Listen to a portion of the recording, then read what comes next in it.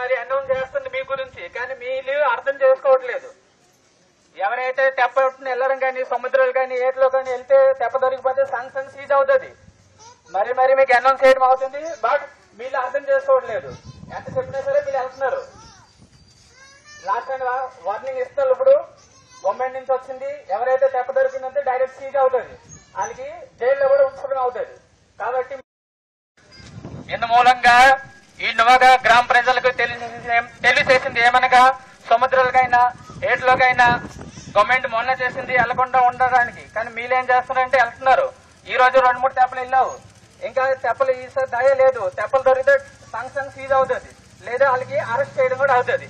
కాబట్టి మీరు వెళ్లకుండా ఊర్లోనే ఉండండి దయచేసి. ఇప్పుడు తహసీల్దార్ ఫోన్ చేశారు, మరి మీరు మెట్టుకొని వెళ్తున్నారని. ఇప్పుడు సపోజ్ మీరు దొరికారనుకో, మీకు డైరెక్ట్ గా అరెస్ట్.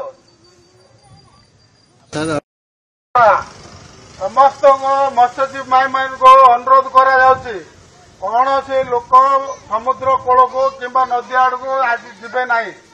ଯେହେତୁ ସରକାରଙ୍କର ଆଦେଶ ଅନୁଯାୟୀ ବାତ୍ୟା ବନ୍ୟା ଥିବା ହେତୁ ଆପଣଙ୍କୁ ଅନୁରୋଧ କରାଯାଉଛି, କୌଣସି ଲୋକ ମାଛ ଧରିବା ନିମନ୍ତେ ଯିବେ ନାହିଁ ଏବଂ ଗାଧୋଇବା ପାଇଁ କୌଣସି କାର୍ଯ୍ୟ ସମୁଦ୍ର କୂଳ ଆଡକୁ ଯିବେ ନାହିଁ। ଆଗାମୀ ସରକାରଙ୍କର ଆଦେଶ ଆସିବା ପର୍ଯ୍ୟନ୍ତ କୌଣସି ଲୋକ ମାଛ ମାରିବା ନିମନ୍ତେ ସମୁଦ୍ର କିମ୍ବା ନଦୀକୁ ଯିବେ ନାହିଁ।